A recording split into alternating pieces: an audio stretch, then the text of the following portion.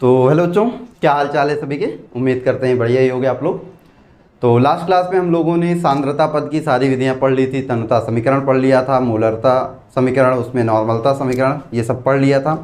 उसके अलावा उदासीनीकरण समीकरण के बारे में बात कर ली थी। कुछ टॉपिक बचे थे उससे रिलेटेड, जो कि आज हम डिस्कस करेंगे, जिनमें से मुख्य रूप से क्या है, हमारा मिश्रण की नॉर्मलता, मिश्रण की मोलरता, है ना, अम्ल और क्षार से बने मिश्रण की नॉर्मलता, और फिर उसके बाद H2O2 की आयतन शक्ति। इतने टॉपिक के बारे में आज हम डिस्कस करने वाले हैं। ठीक, तो आइए शुरू करते हैं। तो आप लोगों को क्लासेस कैसी लग रही हैं, जो भी आपको क्लासेस मिल रही हैं कैसी लग रही हैं, आप लोग कमेंट बॉक्स में कमेंट करके ज़रूर बताइएगा। और अगर क्लासेस के बारे में कोई और सजेशन आप कहो कि सर क्लासेस में ये चीज़ें और प्रोवाइड करिए, या आपको कुछ और भी चीज़ों में हेल्प मिलती हो, चाहिए हो, जैसे नोट्स वगैरह क्लास की, तो हम टेलीग्राम चैनल पे भेज ही देते हैं, है ना। बाकी उसके अलावा और आप भी को कोई हेल्प चाहिए इससे रिलेटेड, तो आप लोग कमेंट करके बता सकते हैं। ठीक है, तो जो भी बातें हैं आप बता दीजिएगा कमेंट बॉक्स में, उस पर विचार किया जाएगा और उसको भी अप्लाई किया जाएगा। तो अभी हम लोग क्लास स्टार्ट करते हैं, और आज के हमारा जो क्लास का टॉपिक है वो क्या होगा, मिश्रण की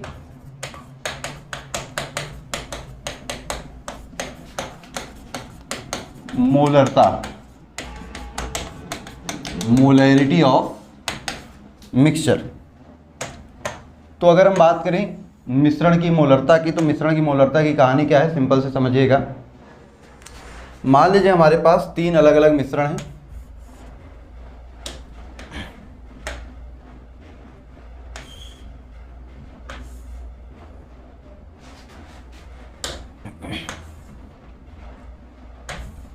तीन हमारे पास मिश्रण हैं, ठीक है।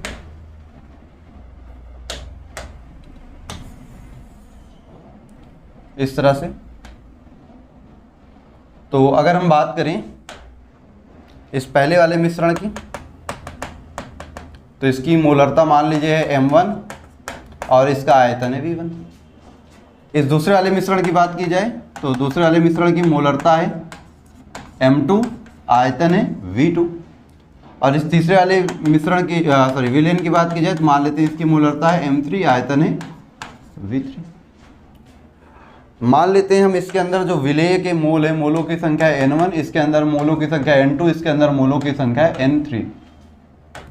तो N1 का मान कितना होगा, N1 का मान होगा M1 V1। N2 का मान कितना होगा बेटा, N2 का मान होगा M2 V2।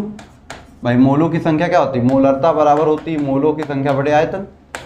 तो मोलों की संख्या कैसे निकलती है, मोलरता गुणे आयतन। तो इस विलयन में मोलों की संख्या किसके बराबर होगी, मोलरता गुणे आयतन की। इस विलयन में मोलों की संख्या कितनी होगी, मोलरता गुणे आयतन की। और इस विलयन के मोलों की संख्या कितनी होगी, मोलरता गुणे आयतन की। यही है। अब हम क्या कर रहे हैं, अब जो है हम इन तीनों को मिलाकर एक नया मिश्रण बना दे रहे हैं। इन तीनों को मिलाकर क्या कर दे रहे हैं, एक नया मिश्रण बना दे रहे हैं।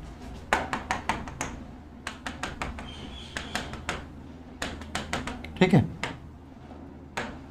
इसमें ये भी है, ये भी है और ये भी है।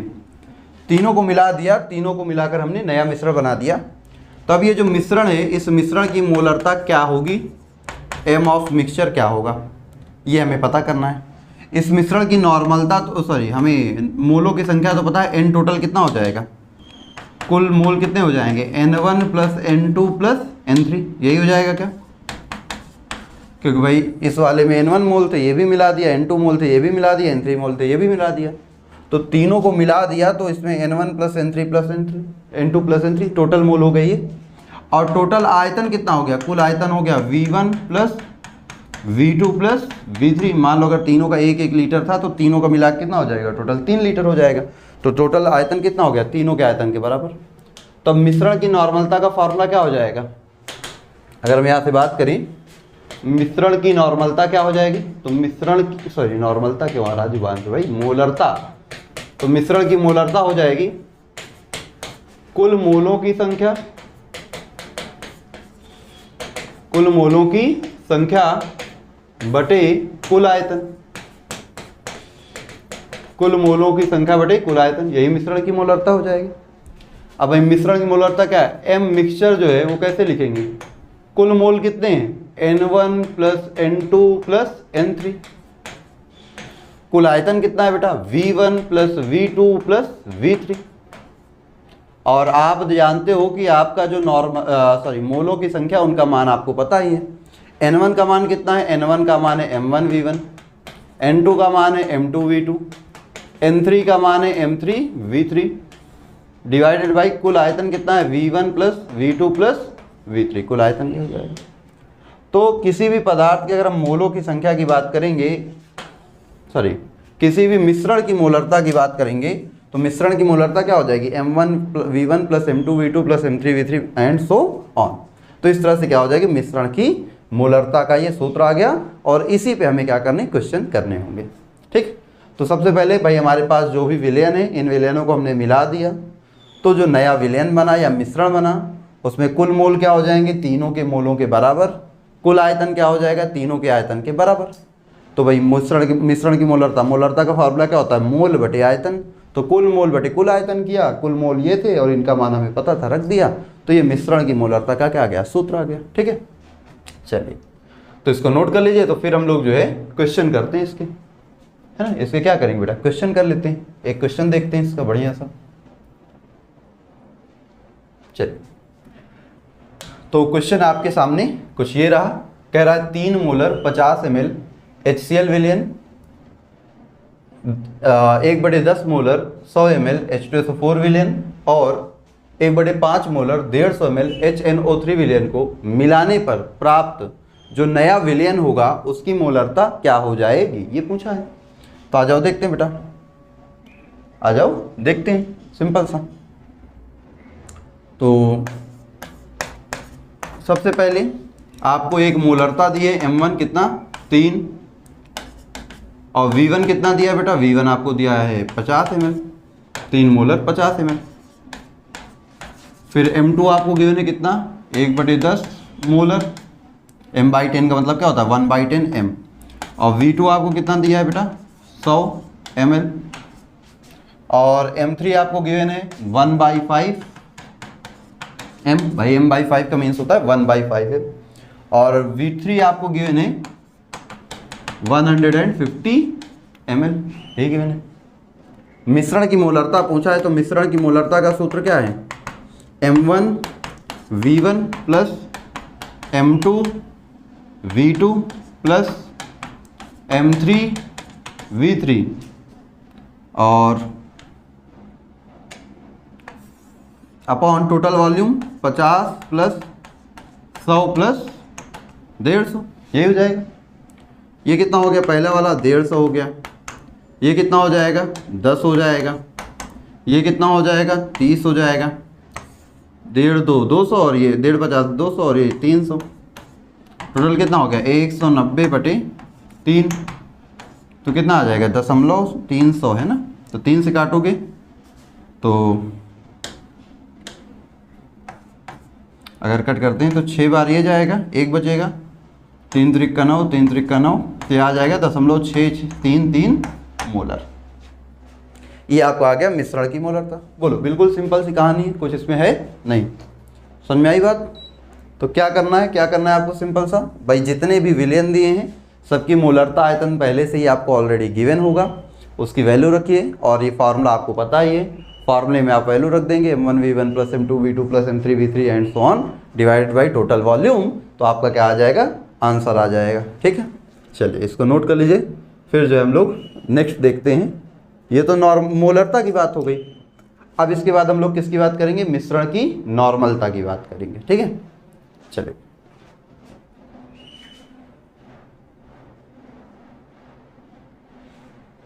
तो आइए अगला देखते हैं। अब हम बात करेंगे मिश्रण की नॉर्मलता की। ठीक, तो ये तो रही भाई मिश्रण की मोलरता। अब किसकी बात होगी, मिश्रण की नॉर्मलता।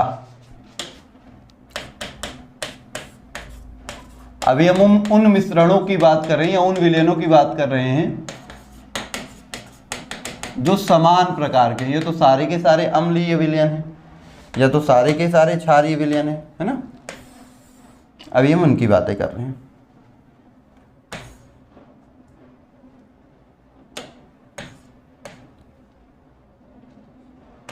चलिए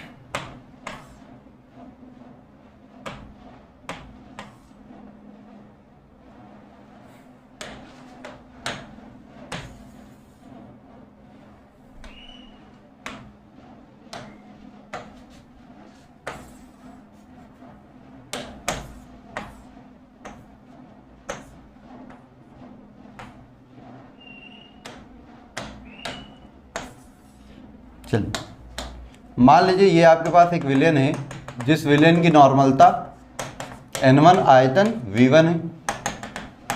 आपके पास ये एक और विलेन है, इसकी नॉर्मलता n2 आयतन v2 है। और आपके पास ये एक तीसरा विलेन है जिसकी नॉर्मलता n3 और आयतन v3 है। और इनमें हम विलेय के ग्राम तुल्यांक मान लेते हैं। विलेय का ग्राम तुल्यांक मान लो, यहाँ E1 है, यहाँ पे E2 है। ग्राम तुल्यांक समझते हो ना, ठीक है। ग्राम तुल्यांक को आप ई से ही लिख दीजिए। मान लीजिए E1 स्मॉल ई ले लीजिए, E1 है, इसमें E2 है, इसमें E3 है। तो बेटा ग्राम तुल्यांक कैसे निकाला जाता है? ग्राम तुल्यांक निकाला जाता है नॉर्मलता गुणे आयतन। अभी आपको पिछले लेक्चर में भी बताया था। तो इसके ग्राम तुल्यांक कितने हो जाएंगे? नॉर्मलता गुणे आयतन।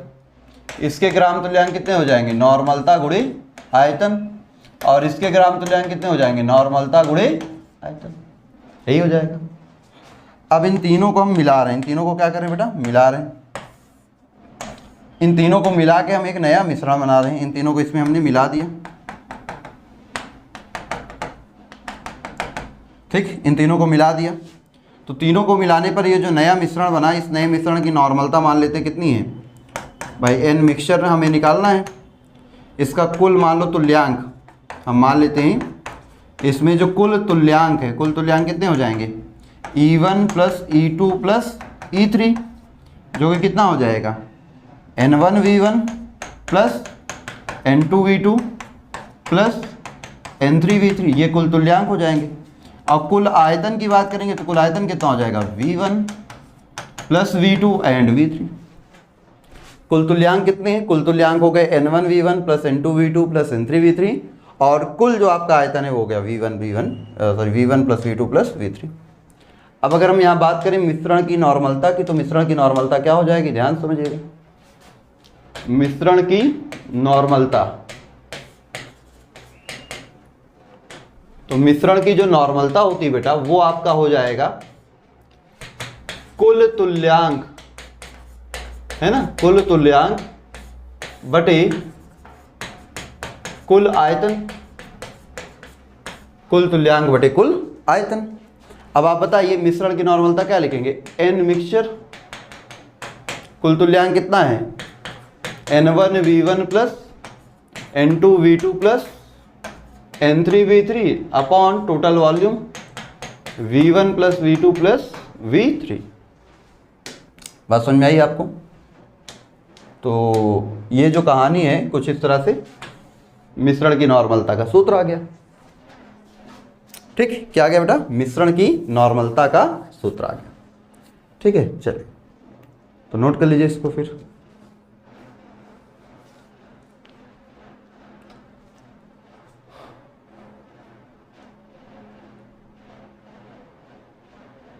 ये हो गई आपकी मिश्रण की नॉर्मलता का सूत्र। ठीक, चलिए अब हम देखेंगे क्वेश्चन इसका। आइए मिश्रण की नॉर्मलता का एक क्वेश्चन देखा जाए। तो जैसे ये हमारे पास क्वेश्चन रहा, इसको आइए देखते हैं। ठीक है, क्वेश्चन क्या कह रहा है? क्वेश्चन कह रहा है कि आपके पास 1/5 नॉर्मल 200 ml NaOH का विलयन है, 1/10 नॉर्मल 100 ml KOH का विलयन है और 1/4 नॉर्मल 200 ml कैल्शियम हाइड्रोक्साइड का विलयन है। तीनों को मिला दिया, नया विलयन बना। बताइए उस नए वाले की मूल नॉर्मलता क्या है? तो सारी चीज़ें गिवन है। N1 कितना गिवन है? N1 गिवन है भाई 1/5। V1 कितना गिवन है? V1 है 200 ml। N2 फिर आपको गिवन है 1/10 और बेटा जी V2 आपको गिवन है 100 ml। N3 आपको गिवन है 1/4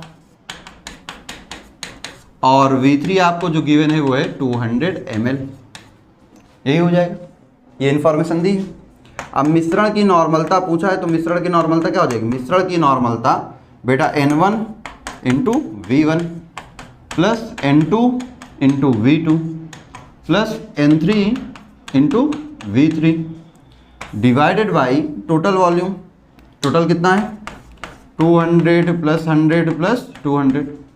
सॉल्व करिए, 5 चौके 20, ये आ जाएगा 40, 10 दाम 100, ये आ जाएगा 10, 4 पंचे 20, ये आ जाएगा 50 बटे 2, 2 4 1 500, 50 50 100, 100 बटे 500, तो आ गया 1/5n, या आप कह दीजिए 0.2n।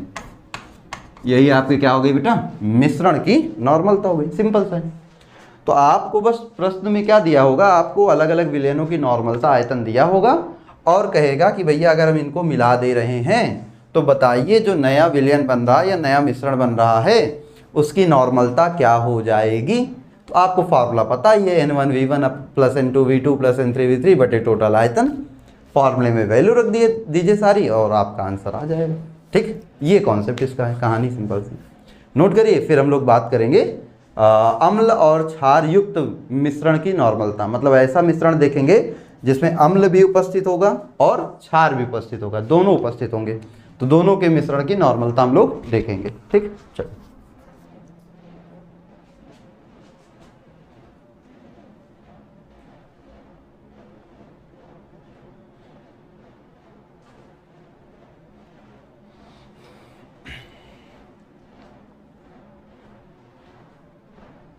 चलिए, तो अब हम लोग देखेंगे अम्ल और क्षार युक्त विलयन की या मिश्रण की नॉर्मलता। अम्ल तथा क्षार के मिश्रण की नॉर्मलता। अगर जो मिश्रण है उसमें अम्ल और क्षार दोनों है, normality of mixture of acid and base. जैसा कि आपको पता है भाई अम्ल और क्षार जब दोनों मिश्रण में मिलाए जाएंगे तो अम्ल की कुछ मात्रा क्षार की कुछ मात्रा को उदासीन कर देगी। ये तो आपको पता है, अम्ल क्षार मिलते हैं तो उदासीनीकरण अभिक्रिया होती है, लवण बनते हैं, जल बनता है। तो अम्ल की जो मात्रा क्षार की जितनी मात्रा के समान होगी वो तो क्या हो जाएगी, उदासीन हो जाएगी। मान लो अगर अम्ल भी 5 ग्राम तुल्यांक है, अम्ल भी 5 ग्राम तुल्यांक है, क्षार भी 5 ग्राम तुल्यांक है, तो होगा क्या कि भाई दोनों अगर समान है तो दोनों एक दूसरे क्या कर देंगे, उदासीन कर देंगे। दोनों एक दूसरे क्या कर देंगे, उदासीन। लेकिन अगर अम्ल की मात्रा 5 है और क्षार की मात्रा मान लीजिए 3 ग्राम तुल्यांक है, तो इसका 3 ग्राम इसके 3 ग्राम को क्या कर देगा, उदासीन, बचेगा 2 ग्राम। भाई 2 ग्राम तुल्यांक जो है वो अतिरिक्त बचेगा ना। तो अब ये जो विलयन की नॉर्मलता आएगी इस 2 ग्राम तुल्यांक के रिस्पेक्ट में आएगी, क्योंकि बाकी जो समान अम्ल और क्षार की जो समान मात्राएं थी, अम्ल और क्षार की उस समान मात्राओं ने एक दूसरे को कर दिया उदासीन। एक दूसरे को क्या कर दिया, उदासीन कर दिया। इतनी बात समझ में आई। तो जब भी आप अम्ल और क्षार को मिलाएंगे तो पहले आप अम्ल के ग्राम तुल्यांक निकालेंगे और क्षार के ग्राम तुल्यांक निकालेंगे, फिर दोनों को माइनस कर देंगे तो पता चलेगा परिणामी तुल्यांक, क्योंकि जितनी मात्राएं समान होंगी वो तो खत्म, उदासीन हो गई। तो आपको परिणामी तुल्यांक पता चलेगा और परिणामी तुल्यांक को जब आप कुल आयतन से भाग दोगे तब आपका मिश्रण की नॉर्मलता आएगी जिसमें अम्ल और क्षार दोनों उपस्थित होते हैं। आइए देखते हैं, कहानी समझते हैं। ठीक है, मान लीजिए आपके पास जो है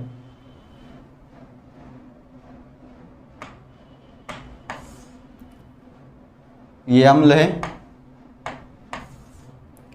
अम्ल के मिश्रण है, अम्ल है, ठीक है, अम्ल है 3,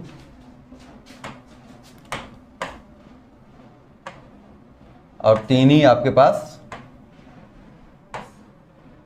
क्षार है। 3 अम्ल है और 3 क्या है, क्षार है।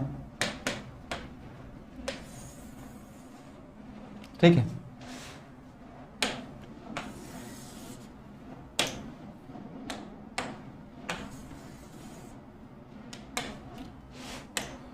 तो ये अम्ल है और इधर वाले क्षार।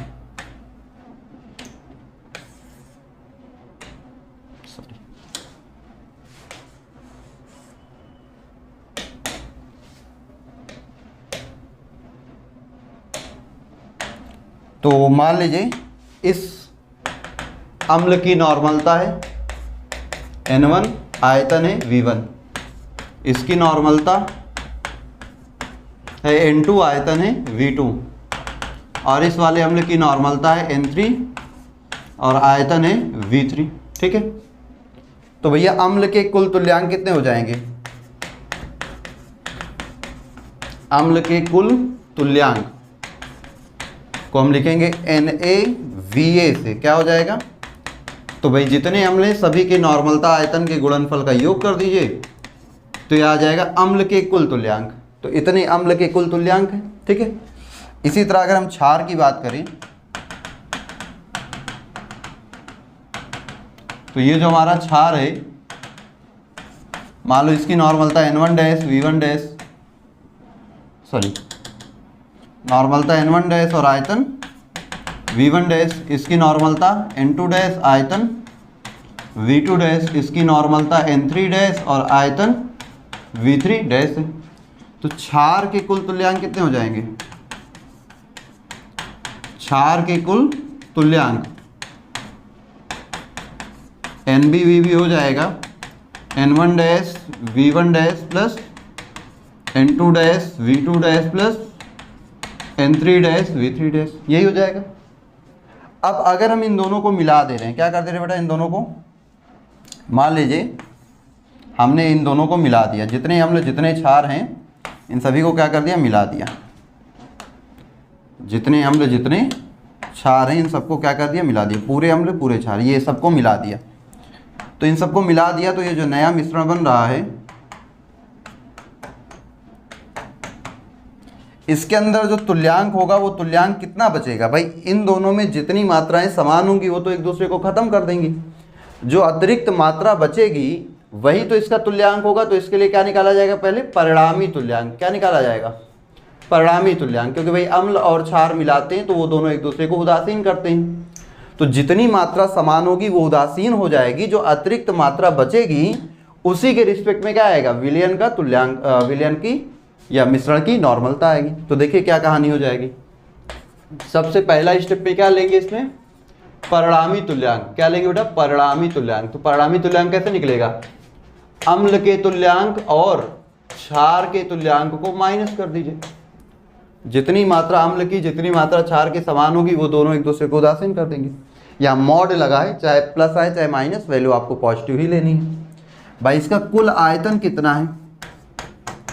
इसका कुल आयतन है कितना? कुल आयतन है V1 plus V2 plus V3 plus V1 dash plus V2 dash plus V3 dash. भाई क्योंकि इसके अंदर जितना अम्ल उतना क्षार, तो आयतन तो कुल उतना ही है, अम्ल प्लस क्षार का आयतन।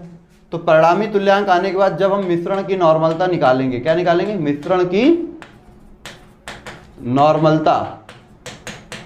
तो मिश्रण की नॉर्मलता क्या आएगी? मिश्रण की नॉर्मलता आएगी परिणामी तुल्यांक बटे कुल आयतन। परिणामी तुल्यांक बटे कुल आयतन। मिश्रण की जो नॉर्मलता होगी वो क्या आएगी? परिणामी तुल्यांक बटे कुल आयतन। परिणामी तुल्यांक बटे कुल आयतन, ये फॉर्मूला है मिश्रण की नॉर्मलता का। ये क्या है? फॉर्मूला है मिश्रण की नॉर्मलता का। बात समझ में आई? इस तरह से तो अम्ल और क्षार के मिश्रण की जो नॉर्मलता होगी वो कैसे निकलेगी? परिणामी तुल्यांक निकालेंगे पहले और उसके बाद परिणामी तुल्यांक बटे कुल आयतन, ये आएगी अम्ल और क्षार से बने मिश्रण की नॉर्मलता। ठीक बेटा, चलिए तो ये इसकी कहानी हो गई। तो इसको नोट कर लीजिए, फिर हम लोग आगे बढ़ते हैं धीरे से, है ना। क्वेश्चन देखते हैं फिर।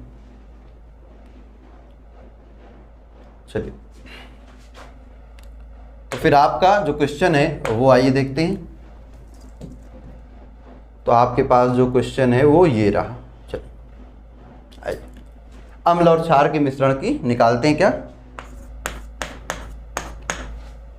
नॉर्मलता। तो देखो ये हमारे पास HCl, HNO3 और H2SO4 तीन अम्ल दिए हैं, और ये हमारे पास NaOH, KOH और मैग्नीशियम हाइड्रोक्साइड तीन क्षार दिए हैं। तो सबसे पहला काम क्या करना है, अम्ल के ग्राम तुल्यांक निकालने हैं। चलो सबसे पहले क्या निकालेंगे, अम्ल के ग्राम तुल्यांक जो कि क्या होंगे NaVa बराबर N1 कितना है 1/5, V1 कितना है 100 प्लस N2 कितना है 1/10, V2 कितना है 200 प्लस N3 कितना है 1/4, V3 कितना है 100। तो ये हो जाएगा 20 पंचे 100, ये हो जाएगा 20 दाम 100, 10 से 20 1 0 0 कट जाएगा और ये 4 25 के 100, तो टोटल आ जाएगा 65। कितना आ जाएगा 65। तो NaVa जो आ गया वो आ गया 65। NaVa कितना आ गया बेटा 65। चलिए तो इसी तरह से अब हम क्षार के ग्राम तुल्यांक निकाल लें। क्या निकाल लें, क्षार के ग्राम तुल्यांक निकाल लें। तो बेटा जो क्षार के ग्राम तुल्यांक होंगे, क्षार के ग्राम तुल्यांक, क्षार के ग्राम तुल्यांक क्या हो जाएंगे NbVb भैया N1 डैश है 1/3, V1 डैश है 300, N2 डैश है 1/8, V2 डैश है 80, N3 डैश है 1/5 और V3 डैश कितना है बेटा 90। तो ये आ जाएगा 100, 8 से काटोगे आ जाएगा 10, 5 से काटोगे तो 18 पंचे 90, तो टोटल आ गया 128। ये आ गया क्षार के ग्राम तुल्यांक, है ना। अब हम क्या निकाल लेंगे, परिणामी तुल्यांक। अब क्या निकालेंगे, अब निकालेंगे परिणामी तुल्यांक। परिणामी तुल्यांक, तो परिणामी तुल्यांक क्या है, mod of NaVa minus NbVb। NaVa कितना, NaVa 65, NbVb कितना 128। तो जब परिणामी तुल्यांक आ गया 63। कितना आ गया 63, परिणामी तुल्यांक आ गया 63। अब क्या निकालना है, अब आपको निकालना है मिश्रण की नॉर्मलता। तो मिश्रण की नॉर्मलता जो होगी वो क्या हो जाएगी, परिणामी तुल्यांक बटे कुल आयतन। कुल आयतन जोड़ो, 100 200 300, 300 और 100 400, 400 और 3 700, 780 और 90 870। कितना हो जाएगा 870। और इसको आप सॉल्व करेंगे तो वैल्यू शायद 0.0017 आएगी। देख लेते हैं करके कैलकुलेट एक बार। 60 को डिवाइड करते हैं किससे बेटा, 60 डिवाइडेड 63 डिवाइडेड बाई 870 07 नॉट 17, ये 0.07 नॉर्मल, यही आपका क्या हो जाएगा बेटा आंसर हो जाएगा। 0.07 नॉर्मल, यही क्या हो जाएगा आपका आंसर हो जाएगा। ठीक है, ये कहानी। तो इस तरह से किसी मिश्रण की नॉर्मलता जिसमें अम्ल और क्षार दोनों हैं वो निकालेंगे। सबसे पहला काम ग्राम तुल्यांक, और ग्राम तुल्यांक के बाद बेटा परिणामी तुल्यांक, परिणामी तुल्यांक के बाद क्या करेंगे, डिवाइड कर देंगे कुल आयतन से, तो क्या आ जाएगी मिश्रण की नॉर्मलता। ठीक, चलिए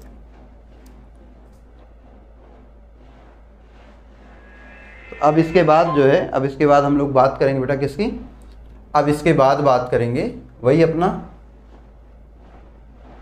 लास्ट टॉपिक H2O2 की आयतन शक्ति के बारे में। ठीक है, चलिए तो हम लोग बात करते हैं H2O2 की आयतन शक्ति। चलिए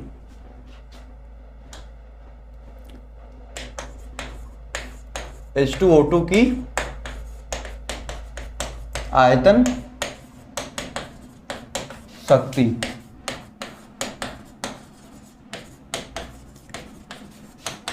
वॉल्यूम स्ट्रेंथ ऑफ H2। तो H2O2 की आयतन शक्ति का तात्पर्य क्या है, H2O2 की आयतन शक्ति से हमारा मतलब क्या होता है ना। H2O2 की आयतन शक्ति से मतलब क्या होता है, ये कहानी हमें जाननी है कि H2O2 की आयतन शक्ति हमें बताती किस बारे में है। तो H2O2 की आयतन शक्ति, जैसे मान लीजिए हमने कह दिया कि 10 लीटर आयतन शक्ति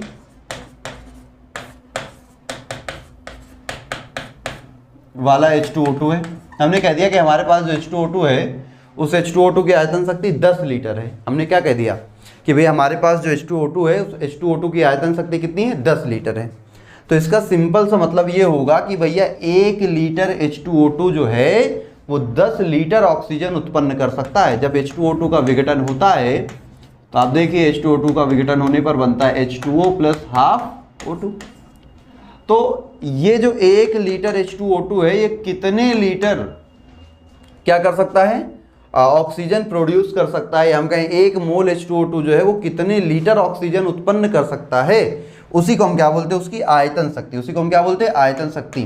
तो जो भी आयतन शक्ति दी होती है इसका मतलब ये है कि भैया आपका जो 1 मोल या 1 लीटर H2O2 है वो कितना ऑक्सीजन उत्पन्न कर सकता है, 10 लीटर उत्पन्न कर सकता है। ठीक है, तो इससे रिलेटेड कुछ चीज़ें हैं जो हमें निकालनी होती हैं, कुछ फॉर्मूले हैं जो हमें पता करने होते हैं। जैसे आपसे कह देगा कि H2O2 के विलयन की आयतन शक्ति 20 लीटर है, तो बताइए H2O2 विलयन की मोलरता क्या होगी, उसकी नॉर्मलता क्या होगी। ये सारी चीज़ें उसके बारे में हमें बात करनी है, ये सारी चीज़ें हमें पता होनी चाहिए। तो आइए देखते हैं इसकी कहानी कैसे है। मान लीजिए हमने कह दिया कि ये 1 मोल है। कितना मोल है, 1 मोल है। तो 1 मोल से कितना उत्पन्न हो रहा है, 1/2 गुणे 22.4 लीटर। आयतन देखना है ना इसका, इतने लीटर उत्पन्न हो रहा। तो मान लीजिए क्वेश्चन हमसे कहता है कि V लीटर आयतन शक्ति। आयतन शक्ति कितनी है, V लीटर। तो हम यहाँ से रिलेट करेंगे भैया, ये कितना आ जाएगा, 11.2 लीटर। तो हम बेसिक स्टोइकियोमेट्री लगाएं कि 11.2 लीटर उत्पन्न होता है 1 मोल से। हम क्या लगाएंगे, 11.2 लीटर उत्पन्न होता है किससे, 1 मोल H2O2 से। तो बताइए 1 लीटर उत्पन्न ऑक्सीजन उत्पन्न होगी 1/11.2 मोल से। तो V लीटर कितने से उत्पन्न होगी, V लीटर ऑक्सीजन उत्पन्न होगी V/11.2 मोल से। अब यहां से आप इस विलयन की मोलरता निकाल सकते हो भाई। H2O2 वो H2O2 जो V लीटर ऑक्सीजन उत्पन्न कर रहा, H2O2 की विलयन की, उस विलयन की मोलरता जो V लीटर ऑक्सीजन उत्पन्न कर रहा वो कितनी हो जाएगी। तो बेटा उस विलयन की मोलरता हो जाएगी, कुल मोल कितने हैं, V/11.2। कुल आयतन 1 लीटर की बात होगी, तो कुल मोलरता कितनी आ गई, 11.2। तो आपका जो H2O2 का विलयन है उस H2O2 के विलयन की मोलरता कितनी हो जाएगी, V/11.2। और यहाँ पे जो V है ये क्या शो करता है, आयतन शक्ति को। क्या शो करेगा, आयतन शक्ति को। आयतन शक्ति को कि एक जो H2O2 का विलयन है वो जितना आयतन शक्ति उसकी होगी, मतलब वो जितने लीटर ऑक्सीजन उत्पन्न कर रहा वो V है बटे 11.2। ये आपका क्या आ जाएगा, विलयन की मोलरता। ठीक, ये आपकी क्या आ जाएगी, विलयन की मोलरता। इसी तरह से हम नॉर्मलता भी निकाल सकते हैं। नॉर्मलता भाई, नॉर्मलता बराबर होता है मोलरता गुणे n फैक्टर। तो मोलरता की जगह आप क्या रख सकते हो, नॉर्मलता बटे n फैक्टर। और H2O2 का n फैक्टर कितना होता है, H2O2 का n फैक्टर जो है वो होता है 2। H2O2 का n फैक्टर कितना होता है, 2। तो यहाँ रख दो। तो मोलरता की जगह क्या रख सकते हैं, मोलरता की जगह रख सकते हैं नॉर्मलता बटे, इस फॉर्मूले में नॉर्मलता बटे 2 बराबर V/11.2। 2 से कट जाएगा तो नॉर्मलता का फॉर्मूला आ जाएगा V/5.6। क्या आ जाएगा, V/5.6। ठीक, या फिर शक्ति की बात कर ली जाए। किसकी बात कर ली जाए, शक्ति की बात कर ली जाए। शक्ति निकाल लिया जाए तो शक्ति बराबर होता है मोलरता गुणे अणुभार। यही तो होता है, यह हम कहें मोलरता का फार्मूला होता है शक्ति बटे अणुभार। और H2O2 का अणुभार कितना होता है, 34 भाई। H2O2 2 और 16 दूनी 32, 32 2 34। तो H2O2 का अणुभार 34, तो मोलरता हो जाएगी S/34। तो इस फार्मूले में अगर रख दिया जाए S/34 बराबर V/11.2, तो शक्ति का मान क्या आ जाएगा, शक्ति आ जाएगा 34V/11.2। ये आपकी शक्ति आ गई, उस H2O2 की शक्ति जो V लीटर ऑक्सीजन उत्पन्न कर रहा। और इसी तरह आप द्रव्यमान बटे आयतन प्रतिशत सांद्रता भी निकाल सकते हो। द्रव्यमान बटे आयतन प्रतिशत सांद्रता क्या हो जाएगा भाई, W/V परसेंटेज की अगर हम बात करें तो अगर हम मोलरता से रिलेट करें या शक्ति से ही रिलेट कर दें तो भैया ये क्या होती है, शक्ति गुणे ये हम कहें ये होती है शक्ति गुणे 10, यही तो होता है, सॉरी शक्ति बटे 10 क्या होता है, यहाँ देखो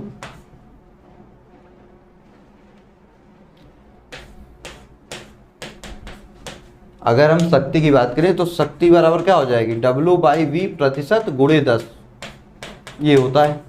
तो अगर हम यहाँ पे रख दें तो ये क्या हो जाएगा, W/V प्रतिशत बराबर गुणे 10 बराबर 34V/11.2। तो यहाँ से W/V परसेंटेज का फार्मूला क्या आ जाएगा, W/V परसेंटेज का फार्मूला हो जाएगा 34V/112, 34V/112। ये कहानी है इसकी, ये क्या है बेटा, कहानी, ठीक है। तो H2O2 जो कि V लीटर ऑक्सीजन उत्पन्न करता है, H2O2 का वह विलयन जो कि V लीटर ऑक्सीजन उत्पन्न करता है, उसकी मोलरता इतनी होगी, उसकी नॉर्मलता इतनी होगी, उसकी शक्ति इतनी होगी और उसकी द्रव्यमान बटे आयतन प्रतिशत सांद्रता इतनी होगी। ये इसके लिए फॉर्मूले हैं, ठीक है। चलिए तो इसको आप नोट कर लीजिए, तो फिर हम एक जगह सब लिख देते हैं और फिर क्वेश्चन करा देते हैं, तो आपको बेहतर समझ में आ जाएगी कहानी। तो H2O2 की आयतन शक्ति का मतलब कि भैया 1 मोल H2O2 कितने लीटर ऑक्सीजन उत्पन्न कर सकता है, वही उसकी आयतन शक्ति है, ठीक है। और ये जो कहानी ये सारी STP पे है, STP पे कितना आयतन उत्पन्न करता है, ठीक। चलिए तो ये आपने नोट कर लिया होगा। चलिए तो हम लोग फिर इसकी बात करते हैं, जो शक्ति होगा, सॉरी H2O2 के आयतन शक्ति से संबंधित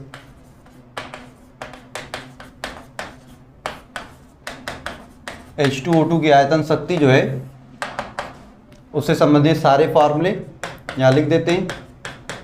मोलरता निकालना है तो M बराबर V/11.2, नॉर्मलता निकालना है तो N बराबर V/5.6, शक्ति निकालनी है तो S बराबर 34V/11.2, और अगर द्रव्यमान बटे आयतन प्रतिशत सांद्रता निकालनी है तो W/V परसेंटेज बराबर हो जाएगा 34V/112, क्या हो जाएगा 34V/112, ठीक। इतने मोलर, इतने नॉर्मल, इतने मात्रक तो सबका लगा ही लेंगे निकालने का। क्वेश्चन एक करते हैं तो बेहतर समझ में आएगी कहानी, ठीक। क्वेश्चन किया जाए। क्वेश्चन कह रहा है 20 लीटर आयतन शक्ति वाले H2O2 विलयन की मोलरता, नॉर्मलता, शक्ति व द्रव्यमान बटे आयतन प्रतिशत सांद्रता ज्ञात कीजिए, ज्ञात कीजिए। 20 लीटर आयतन शक्ति वाले H2O2 विलयन की मोलरता, नॉर्मलता, शक्ति और द्रव्यमान बटे आयतन प्रतिशत सांद्रता ज्ञात कीजिए। तो सारे फॉर्मूले ये लिखे हैं, कर लीजिए, ठीक है। सबसे पहला क्या निकालना है आपको, सबसे पहले निकालना है मोलरता। तो पहला चीज़ क्या होगा, मोलरता। तो मोलरता क्या हो जाएगी, ध्यान दीजिएगा, मोलरता इक्वल टू आयतन शक्ति 20 और ये 11.2। नॉर्मलता क्या हो जाएगी, ये 20/5.6। शक्ति क्या हो जाएगी, आयतन 34 × 20/11.2, और द्रव्यमान बटे आयतन प्रतिशत जो हो जाएगी वो क्या हो जाएगी 34 × 20/112, ठीक। अब इसका अगर हम सूत्र सबका कैलकुलेशन करें तो चलिए सबका कैलकुलेशन करके देखते हैं कितना आता है। तो बेटा 20/11.2 ये कर देंगे तो आ जाएगा 1.78 मोलर। ये आ जाएगा 3.57 नॉर्मल। इसको निकाला जाए 34 × 20/11.2 यह आ जाएगा 60.71 ग्राम प्रति लीटर। और ये वाला अगर देखें तो 34 × 20/112 ये हो जाएगा बेटा 6.07%।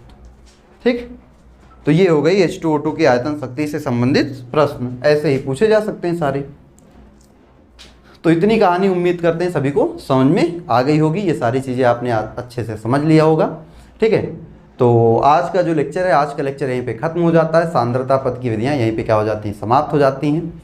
और इसके बाद फिर जो नेक्स्ट टॉपिक होगा इस चैप्टर का, वो फिर हम लोग अगले लेक्चर में डिस्कस करेंगे। ठीक है, तो चलिए फिर मिलते हैं अगली क्लास में नए टॉपिक के साथ। तब तक के लिए सभी को बाय बाय, फिर मिलते हैं नेक्स्ट क्लास में।